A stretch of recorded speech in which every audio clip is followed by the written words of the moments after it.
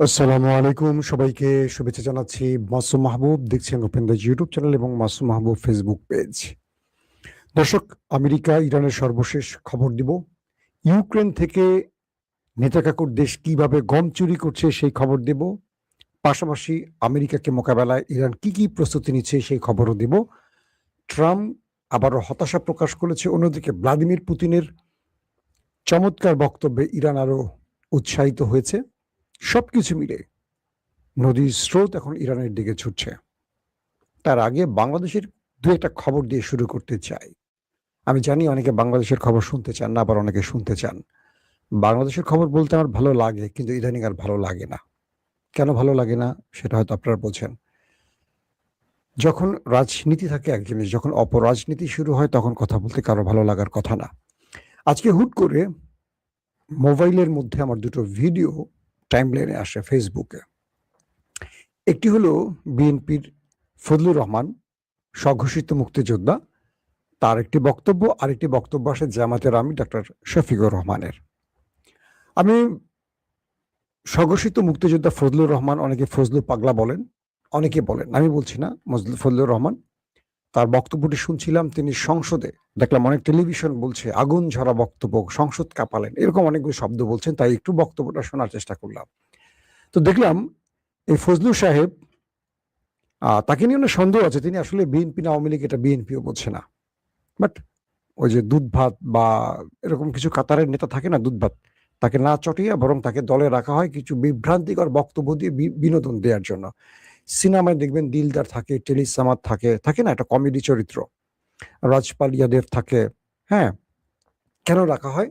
সিনেমাটা যেন বোরিং না লাগে, কখনো হাসির জন্য ক্যারেক্টার লাগে, কখনো গানের জন্য কি বলে নর্তকী লাগে, কখনো ফাইট করার জন্য গুন্ডা লাগে, থাকে একটা বিনোদন। তো রাজনীতি একটা বিনোদন আমাদের দেশের জন্য।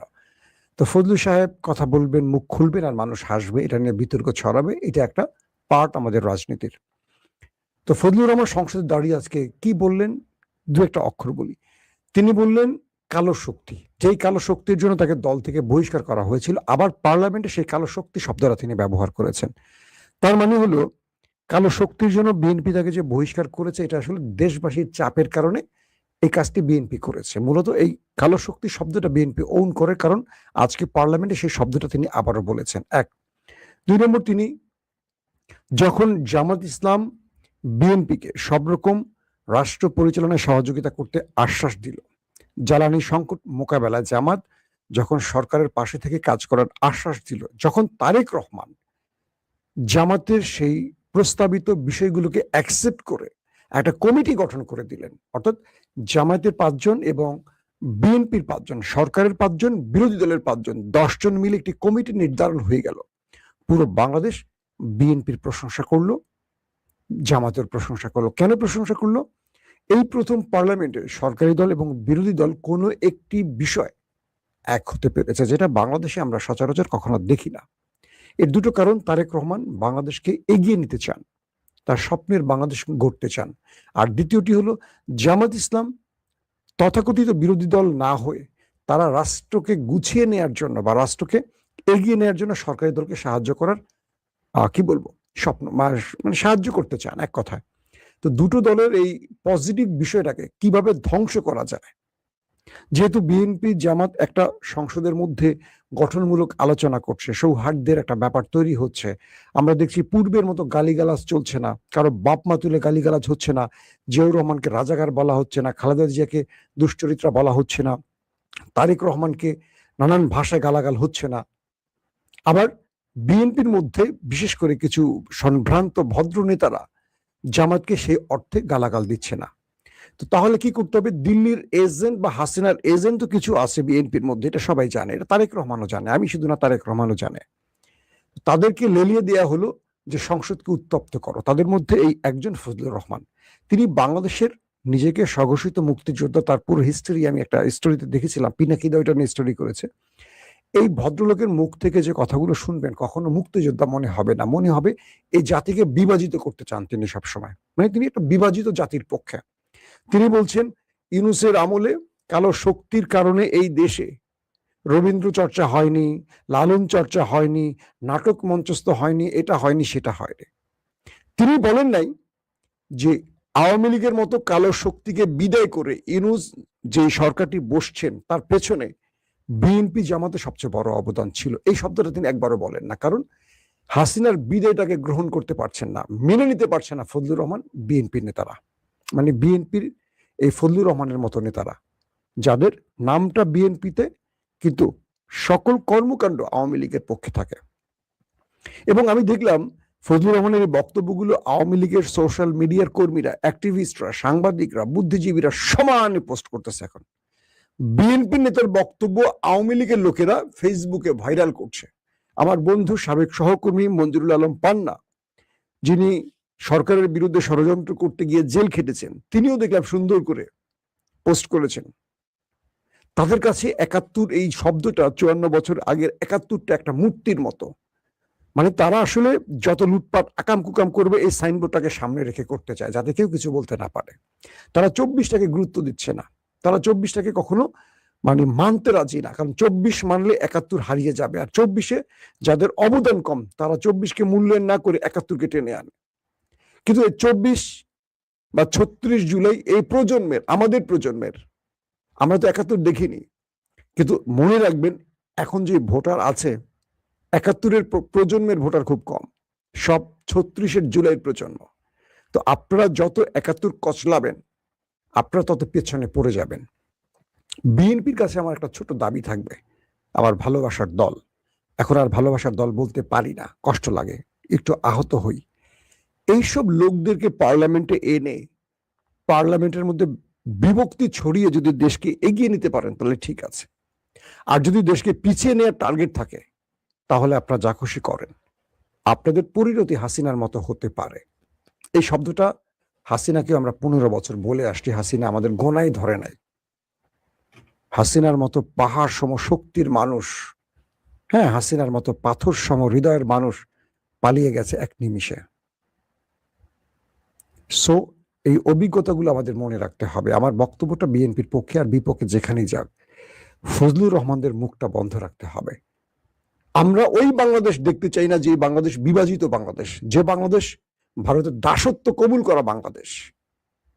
যারা ৭১ শব্দটাকে আনেনি শুধু ভারতের দাসত্ব কবুল করার জন্য, ৭১-এর যে চেতনাগুলো আমাদের একটা বাস্তবায়ন হয় গত ৫৪ বছরে ৭১ নামধারী প্রতিটা লোক, খেয়াল করবেন যারা সবচেয়ে বেশি ৭১ চর্চা করেছেন এবং মুখে ফেনা তুলেছেন, সবগুলির দুর্নীতির খবর আছে।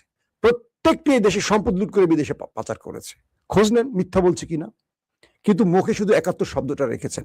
আওয়ামী লীগ তার ১৫-১৬ বছরে ৭১-এর চেতনা লালন করতে গিয়ে দেশকে লুট করে ফোকলা বানিয়ে ফেলেছে, কিন্তু মুখে ৭১ শব্দটা ছিল। এই লোকগুলির কাছে কোরআন বাইবেলের চেয়েও ৭১ শব্দটা শ্রেষ্ঠ, কারণ এই সাইনবোর্ডটা দিয়ে তারা লুটপাট করতে চায়, এইটা দিয়ে তারা তাদের রাজনীতি টিকিয়ে রাখতে চায়। কিন্তু এই প্রজন্ম ৭১-কে ভালোবাসে, ৭১-এর শহীদদের বা ৭১-এর বীরদের শ্রদ্ধা করে, কিন্তু সেটাকে পুঁজি করে লুটপাট অপরাজনীতি করতে চায় না।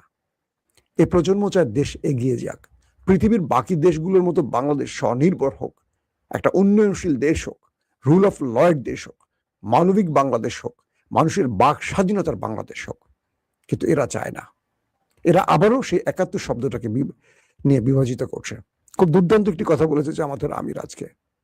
জামায়াতের সাথে আদর্শিক মিল না থাকলে তার বক্তব্যটা ভাল লাগছে। তিনি পার্লামেন্টটাকে বারবারই কার্যকর রাখার জন্য নানান রকম পরিকল্পনা গ্রহণ করছেন এবং সরকারি দলকে সাহায্য করছেন। এই জামাতের আমির ফজলুর রহমানকে একদম ধুয়ে পার্লামেন্টকে ক্লিয়ার করে দিয়েছেন। যারা ফজলুর রহমানের বক্তব্য প্রচার করেছেন তাদেরকে বলবো একটু জামাতের বক্তব্যটা প্রচার করবেন। কিভাবে তাকে বোল্ড আউট করে দিয়েছে জামাতের আমির, পার্লামেন্টে একদম ধুয়ে দিয়েছে এবং স্পিকারকে বলেছেন তার বক্তব্য।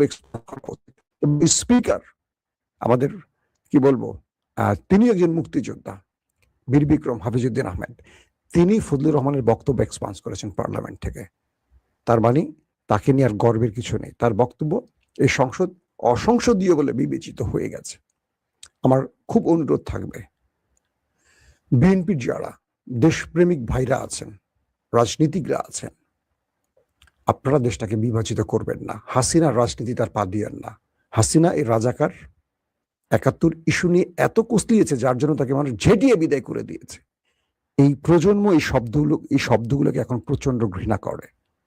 মাথায় রাখবেন, মানুষের গায়ে ট্যাগ দেওয়ার যে রাজনীতি, এটা এখন এই প্রজন্ম গ্রহণ করবে না। এই প্রজন্ম এখন ঘরে বসে আমেরিকায় কি হয়, লন্ডনে কি হয় দেখতে পায়। এই প্রজন্ম এখন আমেরিকা ইসরায়েল যুদ্ধে হরমুজ প্রণালী লাস্ট আপডেট কি সেকেন্ডের মধ্যে জানতে পারে। তাদেরকে 54 বছর আগে ওই বানানো ইতিহাস দিয়ে আর ধ্বংস করতে পারবেন না, মগজ ধুলাই দিতে পারবেন না। দর্শক, চলুন চলে আসি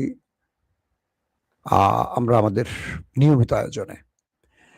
সবচেয়ে বড় জিনিস হলো যে ইরান এখন আমেরিকাকে বেশ উত্তপ্ত বাক্যে আটকে ফেলছে।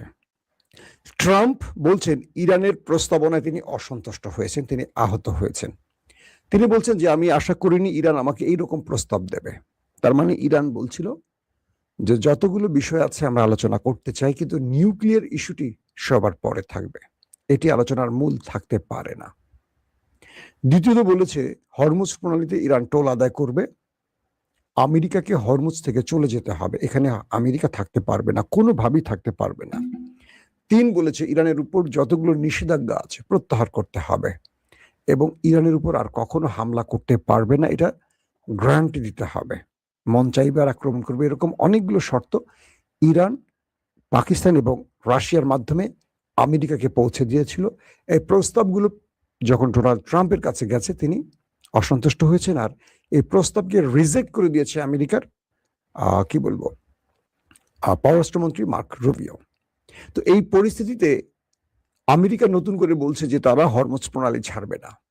এখন অনেকে প্রশ্ন করবেন, হরমুজ প্রণালী না ছাড়লে ইরানের কি ক্ষতি আর ছাড়লে কি লাভ? হরমুজ প্রণালী দিয়ে প্রতিদিন ইরানের কয়েক শত ব্যারেল, কয়েক হাজার না কয়েক লক্ষ ব্যারেল তেল পৃথিবীর বিভিন্ন দেশে যায়।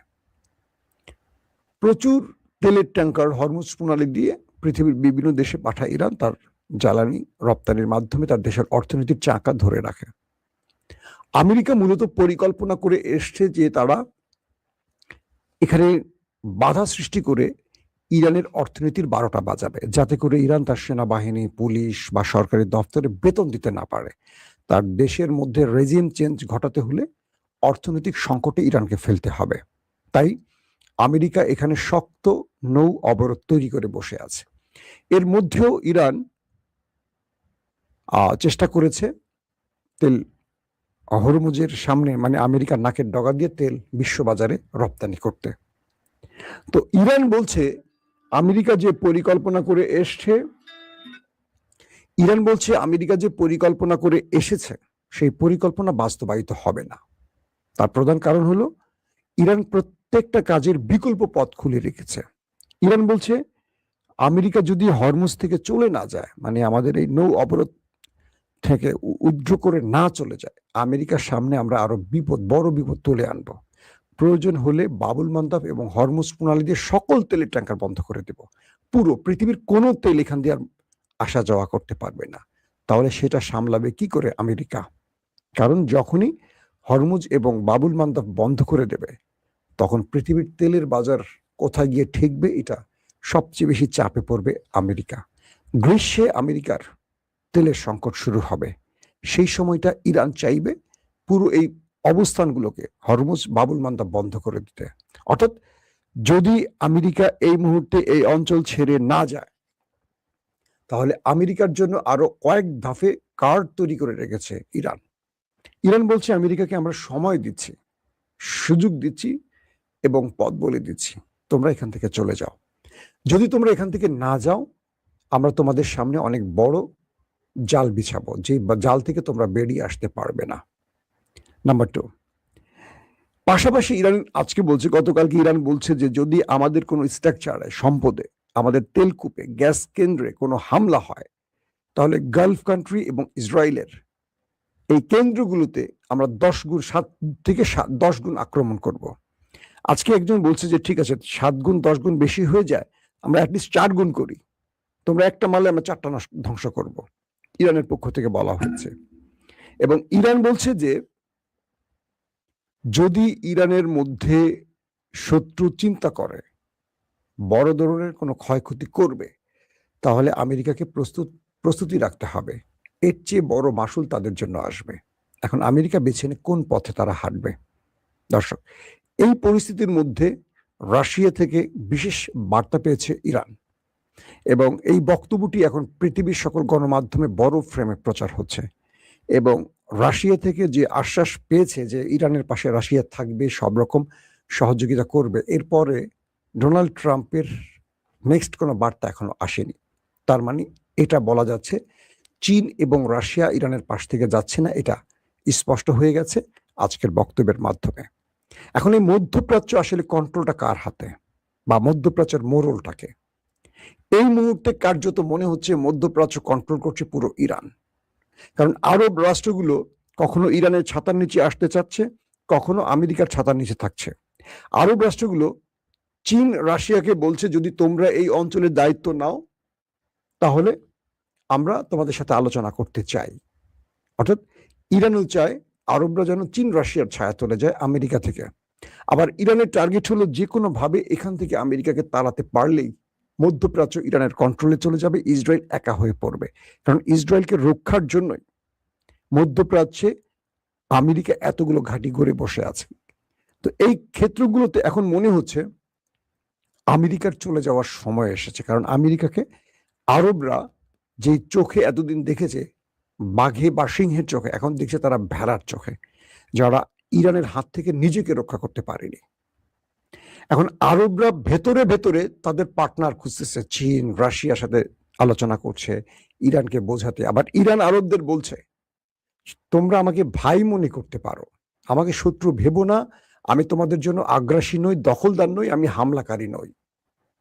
ইরান তার মাতৃভূমি বা তার ভূখণ্ড থেকে 1 ইঞ্চি মাটি অতিরিক্ত কখনো দখল করেনি, করবে না, তোমরা নিশ্চিন্তে থাকো। কিন্তু আরবরা বিশ্বাস করতে পারছে না।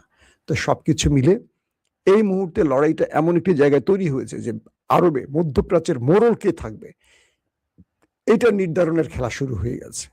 না আমেরিকা ছাড় দিচ্ছে, না ইরান ছাড় দিচ্ছে। শেষ পর্যন্ত আসলে মধ্যপ্রাচ্যের মোড়ল হবেটাকে? দর্শক, এই খবরটা জানাবো আজ রাতের খবরে। প্রত্যেকে ভালো থাকবেন। আল্লাহ হাফেজ। ওপেন দাইস মানে সত্যকে সত্য বলা, মিথ্যেকে মিথ্যে বলা। আমরা শোনা কথা নয়, চোখে যা দেখি তাই বলি।